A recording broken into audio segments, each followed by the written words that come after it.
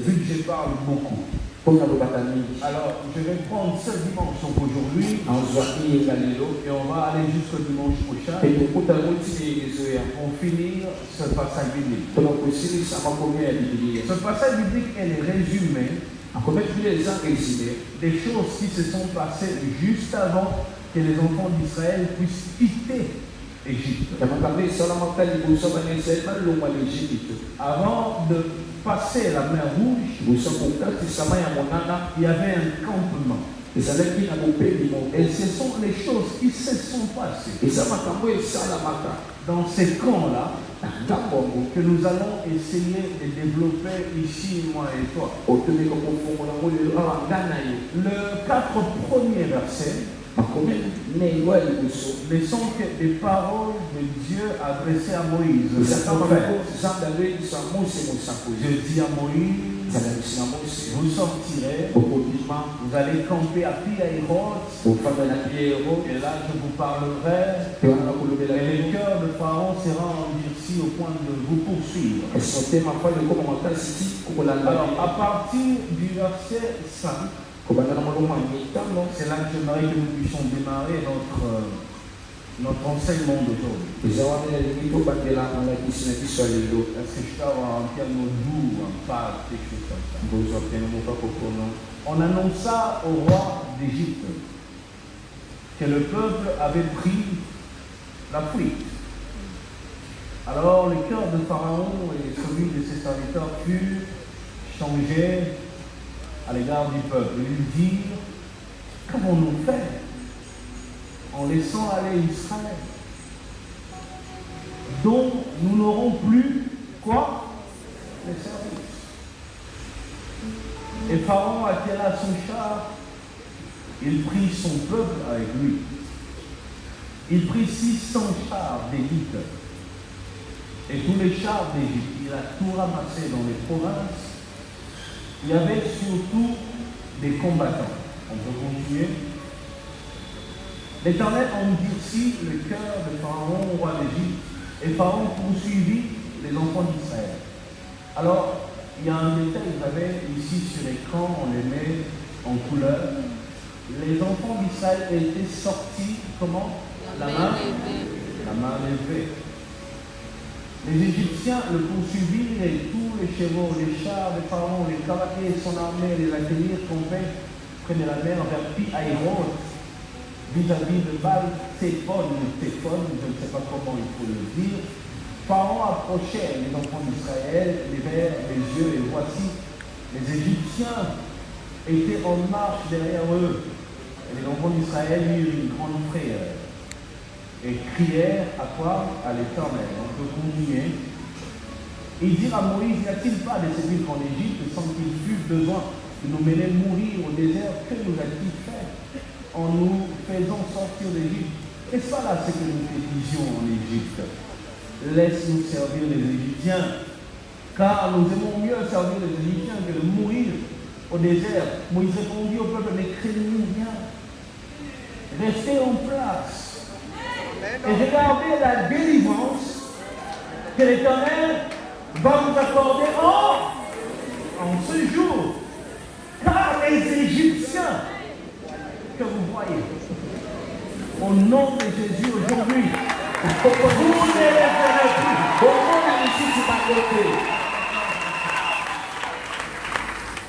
Est-ce qu'on peut démarrer? Alors, tu peux juste faire un geste d'amitié, dis à l'autre, les Égyptiens que tu vois depuis que tu es né là, tu le vois.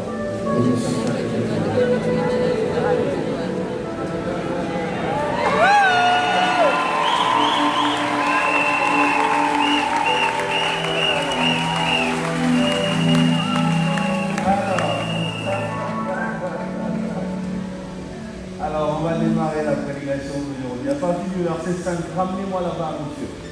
Ramenez-moi au verset 5. On va avancer.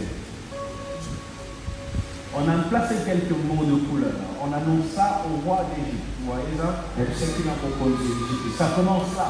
Écoutez, Pharaon était calme sur son trône. Il ne s'agitait pas. Il était tranquille. Il y a eu un temps de négociation entre Moïse et Pharaon. Jusqu'à ce que Moïse, plutôt Pharaon, a accepté de laisser partir les enfants d'Israël. Lorsqu'il laisse partir les enfants d'Israël, il signe sûrement un document. Le roi a accepté que nous puissions partir. Alors, je ne sais pas combien de temps ça a pris. Finalement, le jour où les enfants d'Israël s'élèvent dans l'objectif de quitter Israël, ils se lèvent le matin, ils commencent à partir jusqu'à Pi-Hahiroth. C'est là que les hommes qui sont autour du roi, autour de Pharaon, viennent lui dire, roi, Yokite, tu n'as pas entendu quoi? Non. Ils sont en train de partir. Et ce qui est impressionnant, c'est qu'on dit, on annonce ça au roi d'Égypte. Que les peuples avaient pris quoi? La fuite. Non, ils n'avaient pas pris la fuite. Tu avais promis, tu avais permis qu'ils parlent. Mais ça, c'est même pas mon problème. Mon problème est que les chars ont commencé à faire un regroupement. L'armée est mobilisée. Pourquoi? Parce qu'on a annoncé au roi que les enfants d'Israël sont en train de partir. Il y a toujours une annonce qui déclenche quelque chose. Il y a toujours une annonce qui déclenche quelque chose. Dans le monde des ténèbres, il y a des annonces. On sait que cette année, c'est telle femme qui va briller. Cette année, c'est tel monsieur qui fera de grandes choses.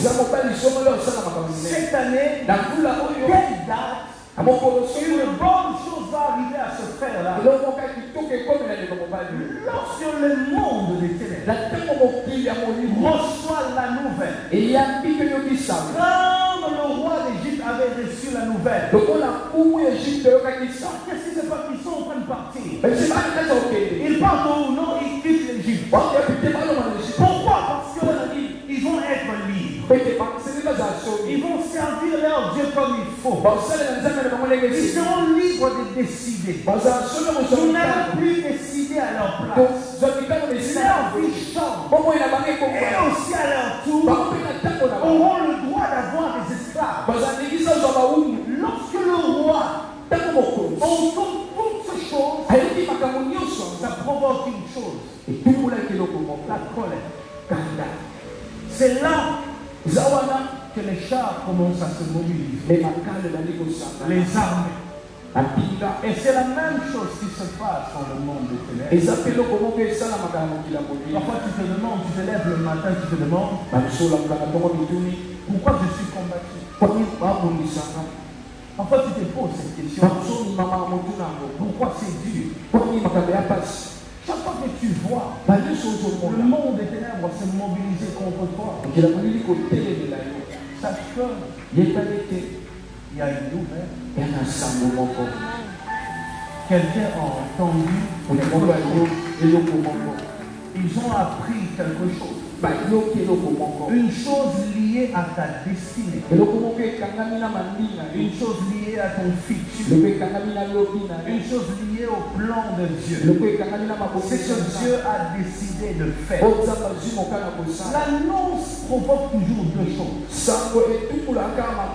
Toujours deux choses. Deux choses. Lorsque Dieu annonce ce qu'il veut faire avec toi, lorsque Dieu révèle ce qu'il veut accomplir dans ta vie, lorsque le diable découvre ce que Dieu est sur le plan d'accomplir dans ta vie, il y a deux choses qui se lèvent. L'attachement ou les combats. Les deux choses. L'attachement ou le combat. Chaque fois que tu te lèveras pour parler de ta destinée, chaque fois que Dieu va donner une vision claire sur ta destinée, dès ce jour-là, tu dois t'attendre à deux choses. Soit l'attachement, soit le combat. C'est-à-dire, à cause de ta destinée, à cause de cette révélation, il y a des hommes qui s'attacheront à toi, mais il y a aussi des hommes qui décideront de tes combats. La révélation provoque toujours ces deux choses.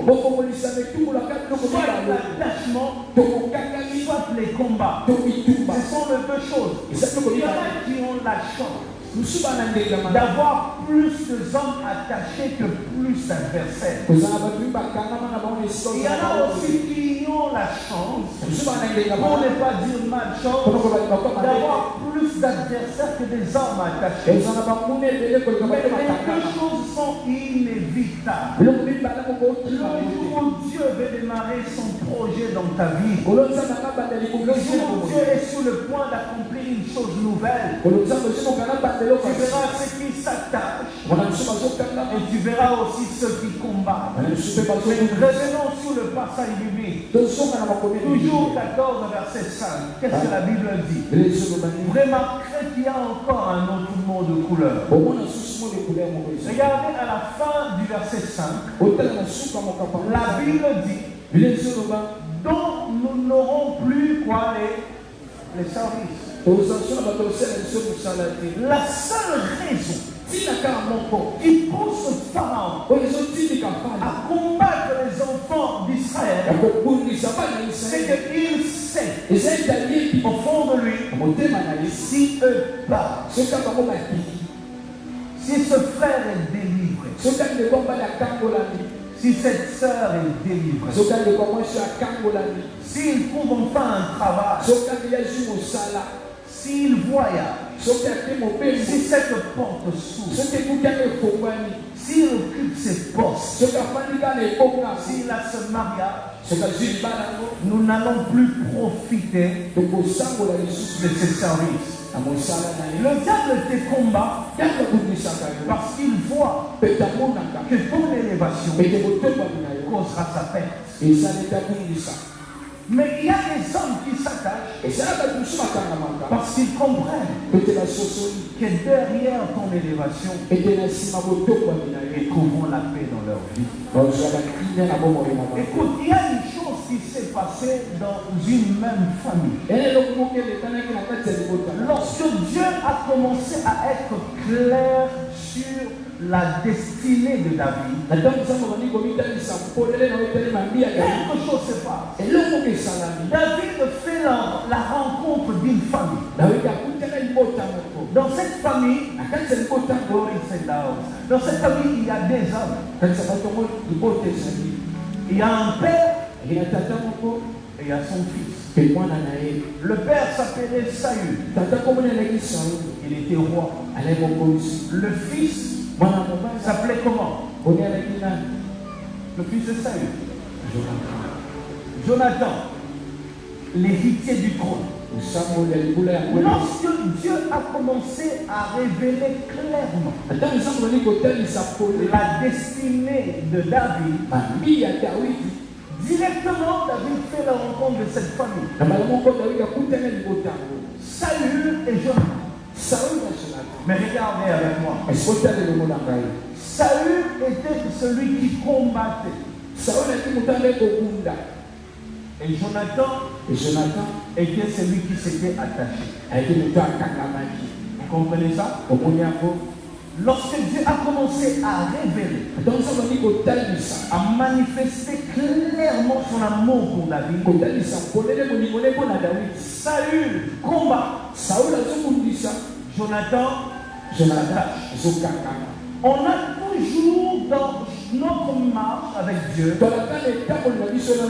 de Saül et de quoi? et de Jonathan. Ceux qui ont vu ta destinée, ceux qui ont vu ton étoile, ceux qui ont repéré ta grâce, ceux qui ont reconnu le don de Dieu dans ta vie, et s'attachent. Parce qu'il se dit, le jour où toi tu seras élevé, nous serons élevés ensemble. Mais il y en a aussi, comme Saül, il combat pour moi. Il se dit, si cet homme est élevé, ma vie est en danger. Il y aura toujours quelqu'un qui verra un danger derrière ta prospérité. Il y aura toujours quelqu'un qui verra un danger derrière ton élévation. Il y aura toujours quelqu'un qui verra un danger derrière tes enfants. Voilà pourquoi lorsque parfois tu dis je suis combattu, mais pourquoi? Dieu regarde et dit, mais est-ce que tu comprends ce qu'il veut faire? Si dans les présents, tu ne trouves pas une raison qui justifie l'acharnement du diable sur ta vie, alors regarde dans ton futur, tu en trouveras. Mais la bonne chose, c'est que là où il y a un salut, il y aura toujours un Jonathan. Tu peux avoir 1000 saluts, mais un seul Jonathan suffit pour que tu atteignes tes objectifs. Dieu n'a pas parfois besoin de te donner 1000 personnes. Dieu peut te donner une seule amitié, mais une amitié de qualité. Et je prie à Dieu, parce que je sens que cette saison, ça ne sera pas une saison de quantité, mais plutôt une saison de qualité. L'heure est venue que Dieu donne la force au Jonathan de ta vie. Vous savez, Saül piégeait David. Parfois, il a invité David pour lui faire du mal. Pendant ce temps, Jonathan avait un rôle. Le rôle de Jonathan, c'était d'avertir, de prévenir, de protéger. Au nom de Jésus, que cette saison qui arrive emmène vers toi ceux qui vont te protéger. Ceux qui vont te protéger, ceux qui vont protéger tes investissements, ceux qui vont protéger ton avenir, ceux qui vont protéger ta famille, ceux qui vont protéger ton mariage. Là où il y a un salut, il y a toujours un David. Et que Dieu t'aide à repérer les Jonathans. Qu'est-ce que je voulais dire? Les Jonathans. Les Jonathans de ta vie. Les personnes qui sont prêtes à faire des sacrifices pour toi. Ces gens-là existent, ça existe. Ça existe. N'oublie jamais ça. Si les chars se sont mobilisés, c'est parce que Pharaon avait vu que les enfants d'Israël étaient en train de partir. Il y en a qui te soutiennent parce qu'ils savent que derrière ton élévation, eux aussi seront élevés. Et il y en a qui te détruisent parce qu'ils savent que si toi tu es élevé, eux vont perdre. Si ton élévation représente la perte de quelqu'un,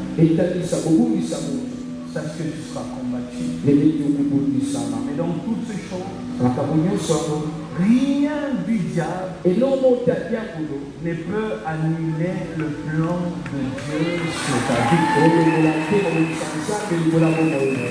Je veux que tu crois à ces paroles.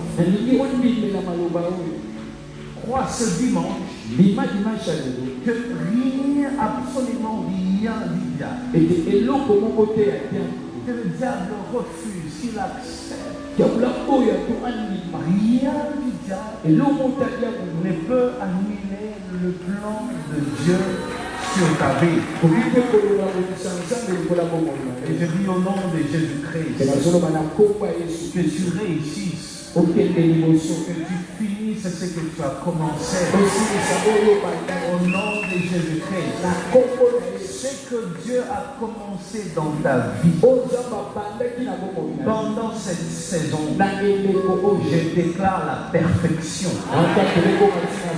Ce que Dieu a prévu sur ta vie cette année, au nom de Jésus-Christ, que ces choses s'accomplissent pendant ce mois de février.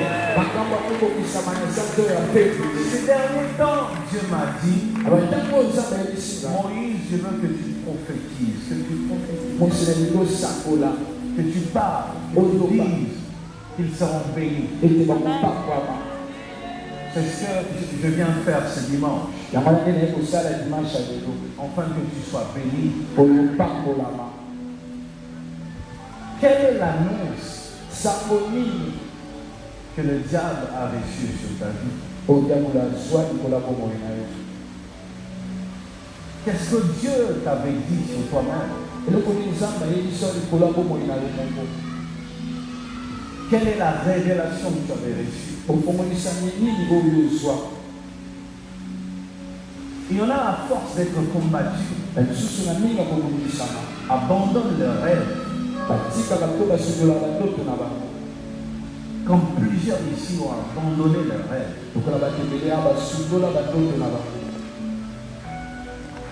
Il y en a, Dieu est en train de me dire,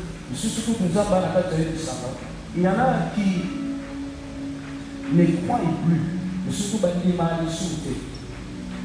à ce que Dieu avait dit. J'entends dans mes oreilles, ils avaient reçu des prophéties claires, mais à force d'être combattus, ils ont arrêté de croire. Aujourd'hui, l'Éternel m'envoie pour te parler encore.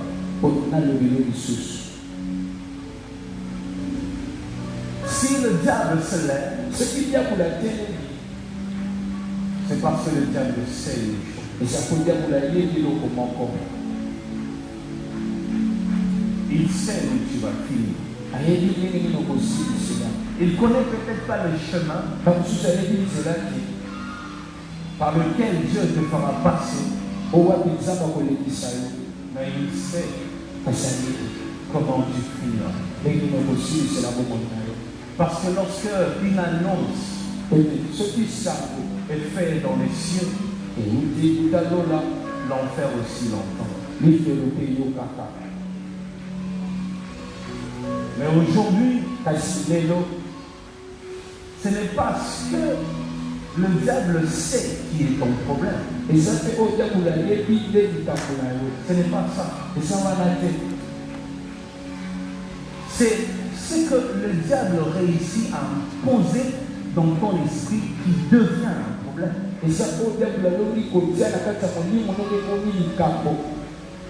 Je reprends encore, ce que le diable réussit à imposer dans ton esprit, c'est ce qui peut devenir un problème.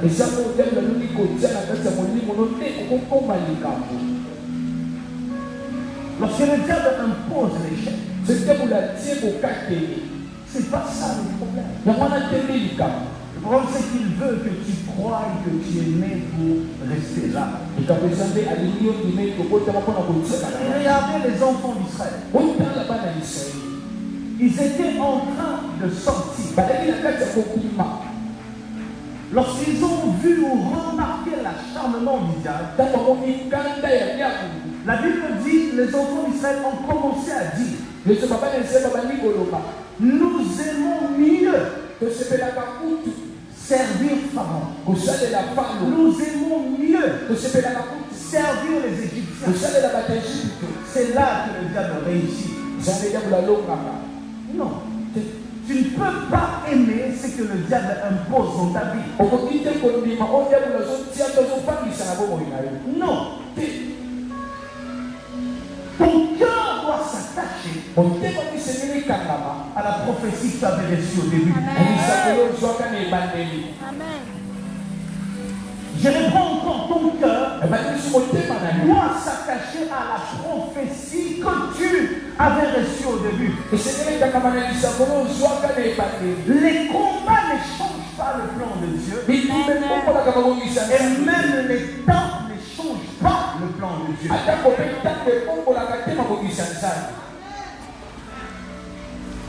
Ne parle pas comme les enfants d'Israël qui disaient nous aimons servir, nous aimons. Vous aimez servir, mais quel est le plan de Dieu? Le plan de Dieu n'était pas que vous puissiez servir. Le plan de Dieu était que les hommes puissent vous servir.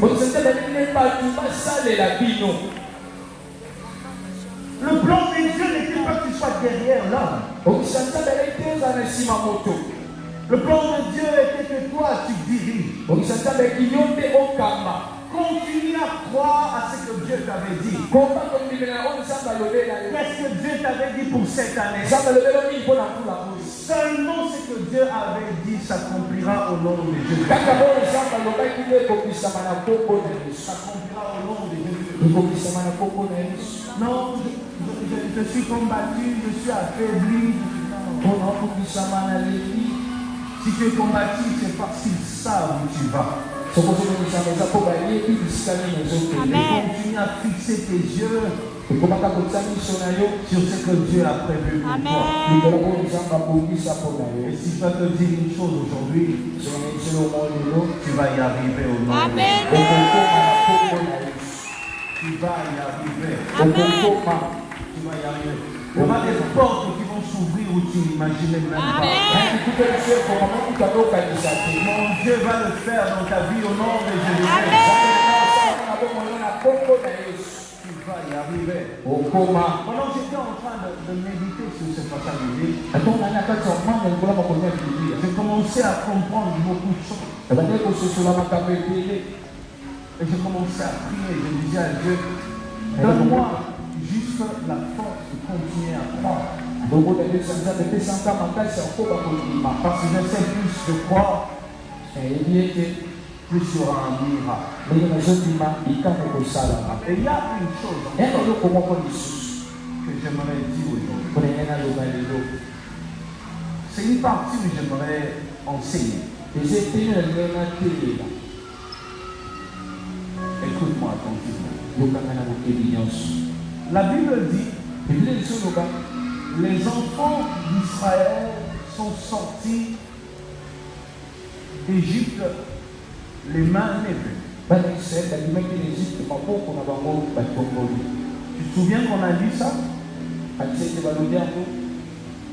En réalité, lorsque la Bible dit les mains levées, cela ne veut pas dire que les enfants d'Israël avaient fait ça en sortant. Il ne faut pas qu'un modérateur vienne ici pour dire, bien aimé, nous allons prier. Comme les enfants d'Israël étaient sortis les mains levées, nous aussi aujourd'hui nous allons. Non, c'est pas ça. En disant que les enfants d'Israël sont sortis les mains levées. En réalité, la Bible est en train de dire que pendant qu'ils étaient en train de sortir, ils avaient l'autorisation du roi. Le main levé veut dire librement. Ok? Donc ils ne sortaient pas en cachette. Ils étaient en train de sortir librement. Parce que le roi avait permis. Mais la chose qui me surprend ici, c'est que pendant que les enfants d'Israël sortaient, ayant reçu l'autorisation du roi, le roi lui-même se lève encore pour dire, mais qu'est-ce qui se passe? On va poursuivre. Attendez, imaginez la scène. Il a permis qu'on passe. Tu donnes l'autorisation. Allez toucher à cette voiture. Et lorsque tu nous vois en train d'aller vers le véhicule, tu changes directement. C'était ça, Pharaon. Un homme versatile. Vous voyez, il peut avoir une position aujourd'hui. Après quelques minutes, il change.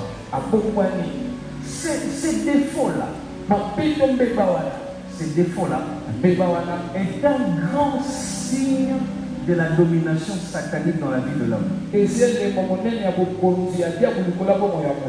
qui n'ont jamais de position, ils peuvent accepter même après 30 minutes, la personne dit non. Et la personne ne s'arrête pas là. La personne dit, est-ce que moi j'avais dit ça?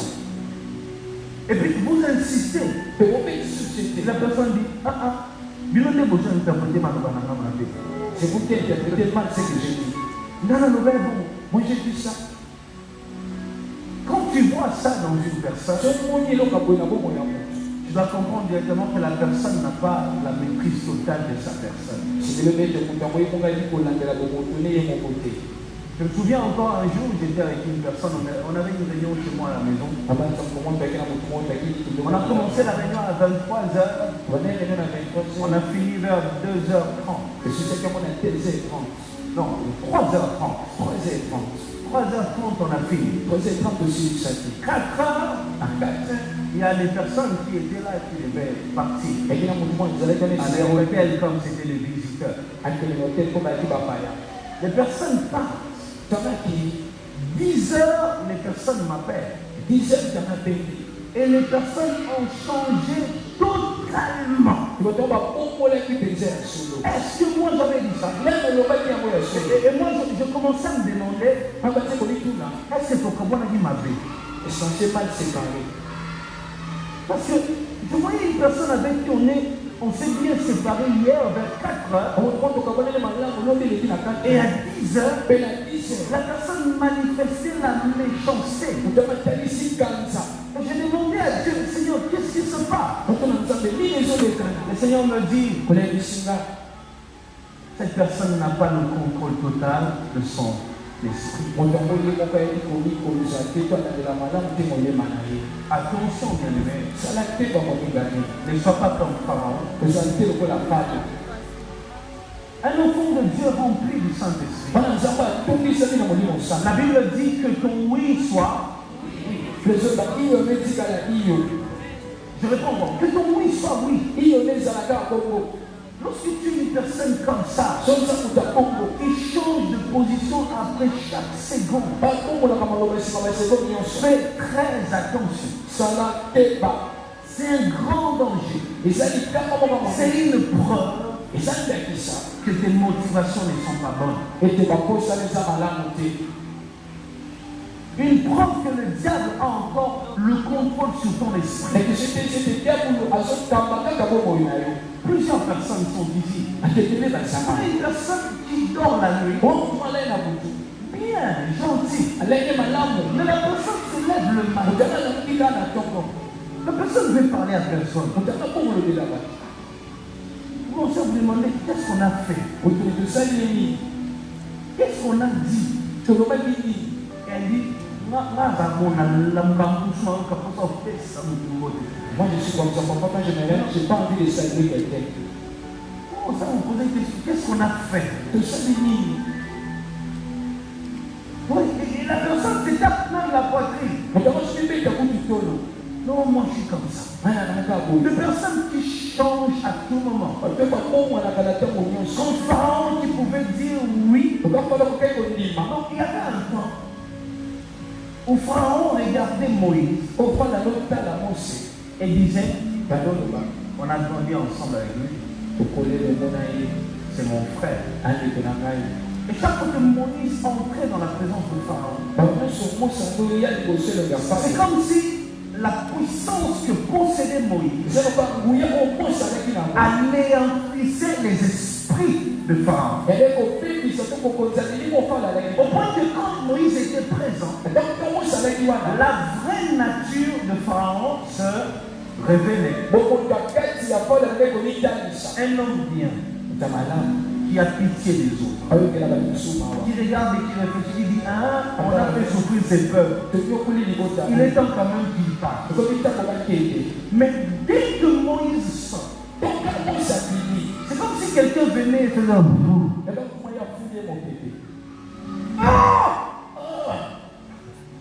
Il faut aller où? Et demain Moïse revient. Oui, vous avez raison. Cette fois-ci. Ok.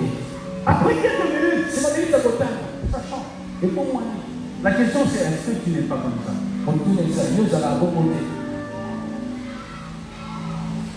Il est temps que ça change.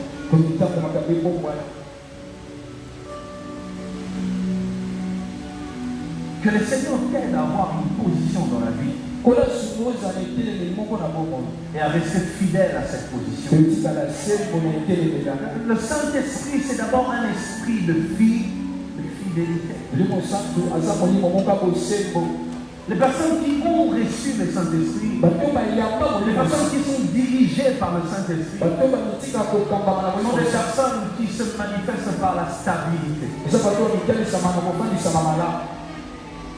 Pharaon pouvait dire oui le matin, et les après-midi il dit non. Et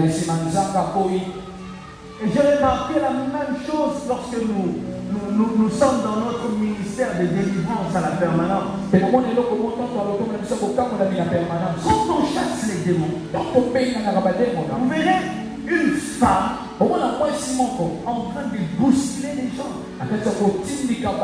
Parfois, elle insulte. Toi, Moïse, tu es qui? Pour me chasser. Moi, la personne s'agite. Mais dès que tu dis sors, et que les démons sortent, en 1 secondes, tu vois la personne en train de pleurer. Tu te demandes, mais qu'est-ce qui se passe? Il y a un seul problème. La personne n'était pas au contrôle de son esprit. Attention, ça l'a été pas. Tu dois prier et dire à Dieu, Seigneur, change-moi. Prie. Dire à Dieu, Seigneur, change-moi. Cet esprit-là de Pharaon, qui fait que je change à tout moment. Je peux être chaud le matin, après un moment je suis froid. Je peux aimer et puis je n'aime pas. Sans raison, il n'y a aucune raison. Et la plupart des personnes qu'on a délivrées des esprits de mari de lui ont eu ce problème. Ils aiment à 12h. À 13h, ils aiment plus. Ils veulent plus sentir. Et tu te demandes pourquoi même eux-mêmes ne savent pas pourquoi. Les esprits démoniaques. Lorsqu'un esprit démoniaque vit en toi, tu souris et puis tu t'énerves. Si tu es dans ces cas, et que tu es en train de m'écouter pendant que je suis en train de prêcher, il faut que tu pries sérieusement pour ton âme. Prie sérieusement pour ton cœur. Seigneur, il pouvait lui dire je t'aime, il pouvait accepter ses propositions. Et après 2 minutes, lorsque le magicien revient, il change. Partez. Demain, non, qui a dit qu'il partait? Et malheureusement, beaucoup de chrétiens sont comme ça. Quand il y a un esprit comme ça, cet esprit va imposer une chose, va imposer les monstres.